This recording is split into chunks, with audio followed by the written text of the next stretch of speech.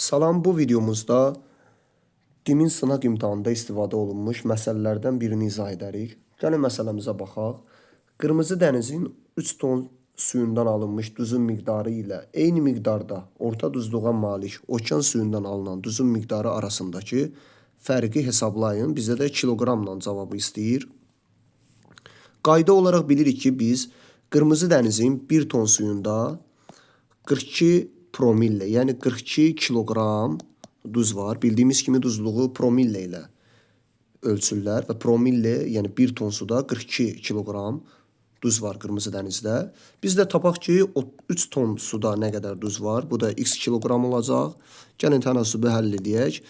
3 vur 42, bu da eləyəcək 126 kiloqram. Deməli, tapdıq ki, qırmızı dənizdə 3 ton suda 126 kiloqram duz var. Sonra bizə deyir ki, eyni miqdarda orta duzluğa malik okean suyundan.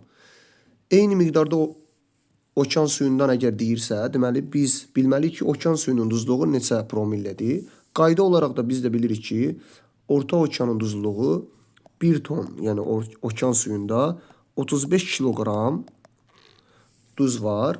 İndi bizdə də 3 ton suda tapaq nə qədərdir? 3 ton suda da bu olacaq x kiloqram.